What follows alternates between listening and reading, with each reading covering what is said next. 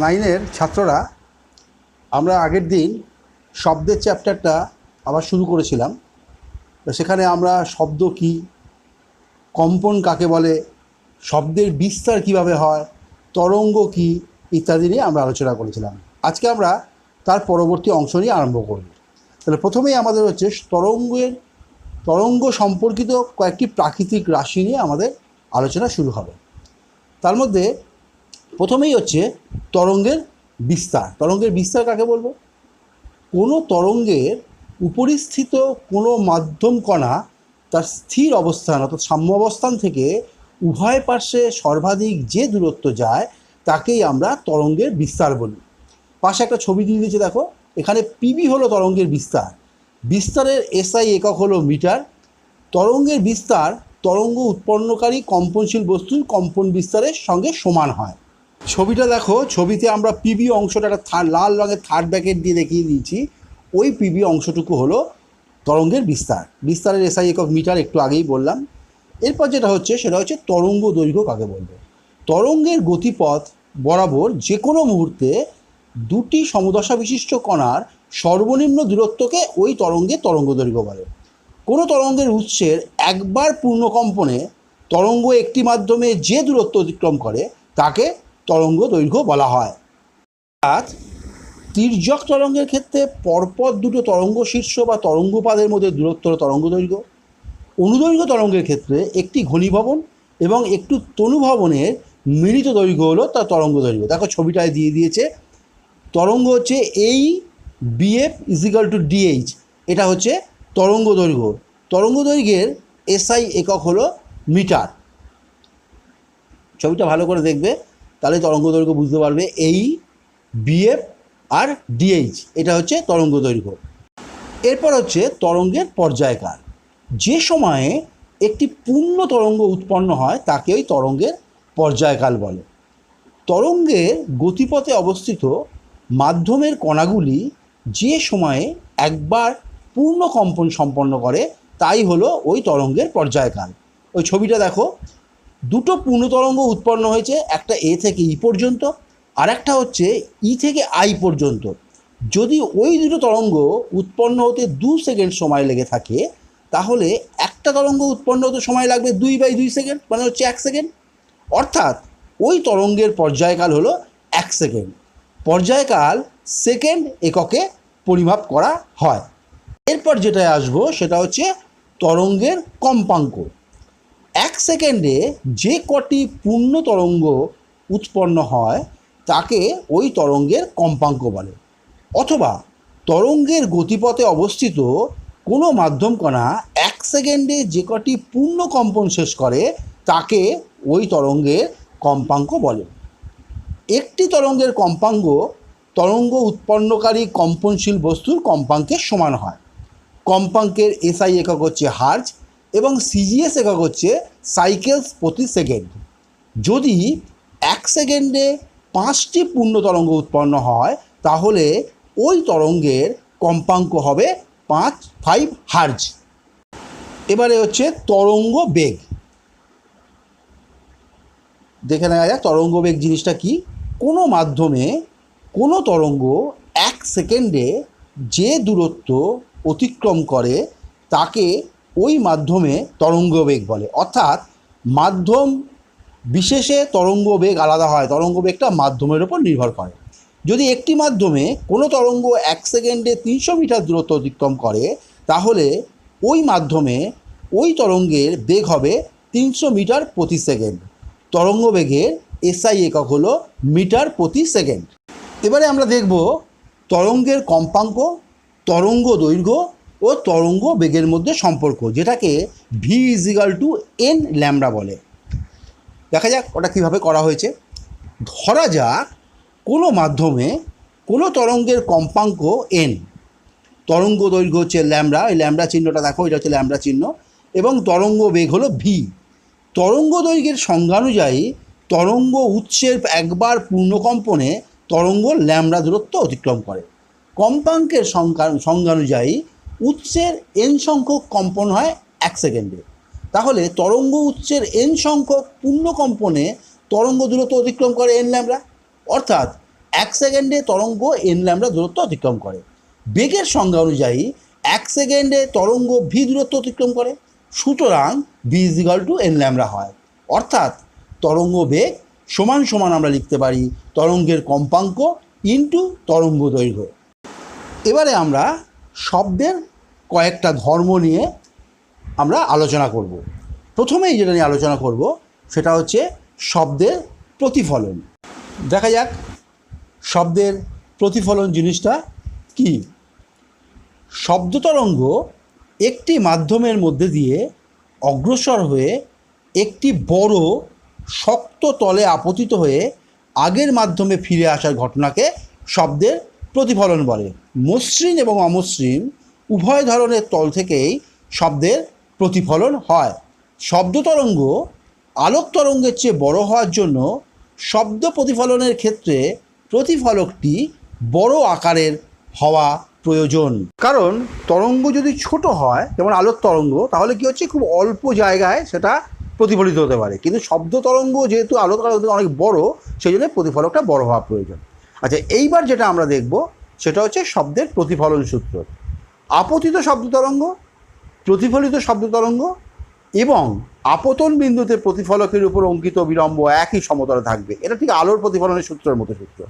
আপতন কোণ এবং প্রতিফলন কোণ সমান হয়, ঠিক আলোর প্রতিফলন সূত্র যেমন শব্দের প্রতিফলন সূত্রও তাই। শব্দের প্রতিফলনের কয়েকটা ব্যবহারিক প্রয়োগ দিয়ে দিয়েছে, যেমন স্টেথোস্কোপ। ডাক্তারবাবুরা রোগীর বুক পরীক্ষা করতে স্টেথোস্কোপ যন্ত্র ব্যবহার করেন বা শব্দ প্রতিফলনে নীতি অনুযায়ী ক্রিয়া করে। কথা বলার নল, দূর থেকে কথা বলার জন্য লম্বা ফাঁপা ধাতব নল ব্যবহার করা হয়। স্টিমার, বড় বাস ইত্যাদিতেই ফাঁপা নল ব্যবহার করা হয়। বড় হল ঘরে বক্তৃতা শোনার জন্য অবতল প্রতিফলক ব্যবহার করা হয়। দূর থেকে আসা ক্ষীণ শব্দ শুনতে আমরা আমাদের হাতের তালুকে কানের কাছে বেঁকিয়ে ধরি, যাতে সেটি অবতল প্রতিফলকের মতো ক্রিয়া করে। অর্থাৎ ওই হাতের তালুতে ধাক্কা খেয়ে শব্দটা যাতে আমাদের কানে এসে আরও পরিষ্কারভাবে ঢুকতে পারে, সেই জন্যে আমরা কি করি, কানের কাছে হাতের তালু নিয়ে আসি। দেখবে যারা বড় বড় রাগ সঙ্গীতের গান করেন, শাস্ত্রীয় সঙ্গীত গান, তাদের একটা অভ্যেসই আছে যে যখন তারা আলাপ করেন বা ওই গান তখন হাতের তালুটাকে কানের কাছে নিয়ে রাখেন। সেটা হচ্ছে ওই সুরটা ঠিক মতো লাগছে কিনা, সুর লয়, সেইটা পরিষ্কারভাবে বোঝবার জন্য। এরপর যেটা আমরা আসবো সেটা শব্দের প্রতিধ্বনি। উঁচু পাহাড়, দেয়াল, নদীর পাড় প্রভৃতি থেকে একটু দূরে দাঁড়িয়ে চিৎকার করে কোনো কথা বললে সেই কথাটি আবার শুনতে পাওয়া যায়। শব্দের প্রতিফলনের ফলে এই ঘটনাটি ঘটে। প্রতিফলিত শব্দটিকে প্রতিধ্বনি বলে। কোনো উৎস থেকে, প্রতিধ্বনি কাকে বলবো, কোনো উৎস থেকে উৎপন্ন শব্দ দূরের কোনো প্রতিফলকে প্রতিফলিত হয়ে মূল শব্দ থেকে পৃথকভাবে এবং স্পষ্টভাবে শ্রোতার কানে এসে পৌঁছালে প্রতিফলিত শব্দটিকে মূল শব্দের প্রতিধ্বনি বলে। একটি ফাঁকা হলঘরের মধ্যে দাঁড়িয়ে আমরা যদি চিৎকার করে হ্যালো বলি, তাহলে কিছুক্ষণ পর আমরা হ্যালো শব্দটি আবার শুনতে পাই। আমাদের উচ্চারিত হ্যালো শব্দটি হলঘরের দেয়ালে প্রতিফলিত হয়ে আমাদের কানে আসে। এই প্রতিফলিত শব্দটি প্রতিধ্বনি সৃষ্টি করে। শক্ত পদার্থের তৈরি তল থেকে শব্দ প্রতিফলিত হয়ে প্রতিধ্বনি সৃষ্টি করে। নরম পদার্থের তল শব্দকে শোষণ করে, তাই শব্দের প্রতিফলন হয় না এবং প্রতিধ্বনি সৃষ্টি হয় না। কোনো শব্দের প্রতিধ্বনি শুনতে হলে শব্দের উৎস এবং প্রতিফলকের মধ্যে একটা ন্যূনতম দূরত্ব থাকা প্রয়োজন। মানে একটা নির্দিষ্ট পরিমাণ দূরত্বের কম দূরত্ব হয়ে গেলে শব্দের কিন্তু প্রতিধ্বনি হবে না।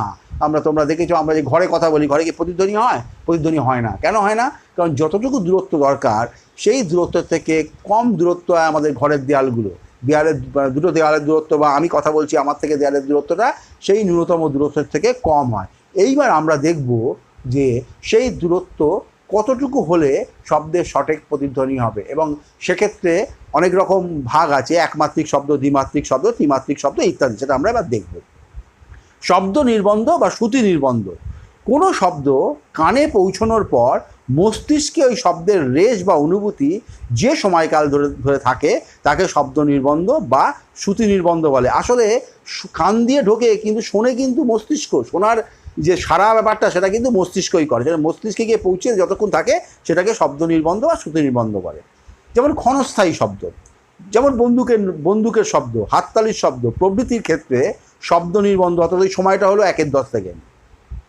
বোধগম্য শব্দ, একমাত্রিক বা এক পদাংশ শব্দ, যেমন এ যখন উচ্চারণ করবো এর ক্ষেত্রে শব্দ নির্বন্ধ হচ্ছে 1/5 সেকেন্ড। দ্বিমাত্রিক শব্দ, বিউটি দুটো শব্দ আছে, দুটো একমাত্রিক শব্দ আছে, এর ক্ষেত্রে 2/5 সেকেন্ড। ত্রিমাত্রিক, যেমন বিউটিফুল, দেখো 3টে মাত্রা আছে, এই ত্রিমাত্রিকের ক্ষেত্রে শব্দ নির্বন্ধ হবে 3/5 সেকেন্ড। এবারে আমরা বার করব যে প্রতিধ্বনি শোনার জন্য শব্দের উৎস থেকে প্রতিফলকের মধ্যে ন্যূনতম দূরত্ব কতটুকু হওয়া দরকার। প্রথমে ক্ষণস্থায়ী শব্দের ক্ষেত্রে, ক্ষণস্থায়ী শব্দের ক্ষেত্রে শব্দ নির্বন্ধ 1/10 সেকেন্ড, অর্থাৎ 1/10 সেকেন্ডে মস্তিষ্কে থাকে। শব্দের উৎস থেকে প্রতিফলকের ন্যূনতম দূরত্ব প্রতিধ্বনি শোনার ক্ষেত্রে ধরা যাক ডি। বায়ুতে শব্দের বেগ 332 মিটার প্রতি সেকেন্ড, সুতরাং 2D সমান হচ্ছে 332 ইন্টু 1/10 মিটার। 2D মানে হচ্ছে 33/2, 2D কেন, যাওয়া আসা মিলিয়ে, ডি পথ যাচ্ছে আবার ডি পথ ফিরে আসছে, 2D। তার ডি মানে হচ্ছে 16.6 মিটার। অর্থাৎ যে ক্ষণস্থায়ী শব্দ তার প্রতিধ্বনি শুনতে গেলে প্রতিফলকের ন্যূনতম দূরত্ব 16.6 মিটার হতেই হবে। তার থেকে কম দূরত্ব হলে ওই ক্ষণস্থায়ী শব্দ, হাততালি, এই বন্দুকের শব্দ ইত্যাদি শব্দেরও কিন্তু কোনো প্রতিধ্বনি হবে না। এরপরে আমরা যেটা দেখব সেটা হচ্ছে যে বোধগম্য শব্দের ক্ষেত্রে, একমাত্রিক বোধগম্য শব্দ, দ্বিমাত্রিক, ত্রিমাত্রিকের ক্ষেত্রে ন্যূনতম দূরত্ব কতটা হবে দেখা যাক, ক্যালকুলেশন করা যাক। বোধগম্য শব্দ, বায়ুতে শব্দের বেগ আমরা জানি 332 মিটার প্রতি সেকেন্ড, তাহলে একমাত্রিক শব্দ নির্বন্ধ হচ্ছে 1/5 সেকেন্ড থাকে।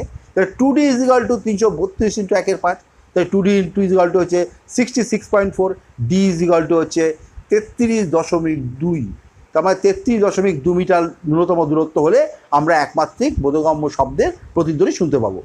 তারপরে হচ্ছে দ্বিমাত্রিক শব্দ, দ্বিমাত্রিক শব্দ নির্বন্ধ যে 2/5 সেকেন্ড আমরা আগেই বলেছি, তাহলে 2D = 332 into 2/5, D = 664/10, D = 66.4 metre, অর্থাৎ 66.4 মিটার ন্যূনতম দূরত্ব হলে দ্বিমাত্রিক শব্দ শোনা যাবে।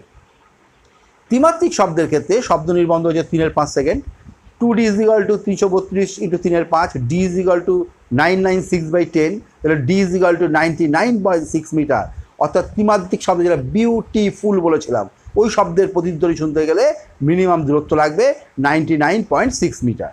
সাধারণ মাপের ঘরে কথা বললে প্রতিধ্বনি শুনতে পাওয়া যায় না। সাধারণ মাপের ঘরে দুটি বিপরীত দেওয়ালের মাঝের দূরত্ব হয় 16.6 মিটারের কম থাকে। সাধারণত কত হয়, 10, 11, 12, সাধারণ যে ঘরগুলো, খুব বড় হলে 14 মিটার থাকতে পারে। 14 মিটার মানে বিরাট ব্যাপার, 14 ফুটই থাকে না, 14 মিটার তো অনেক বড় ব্যাপার।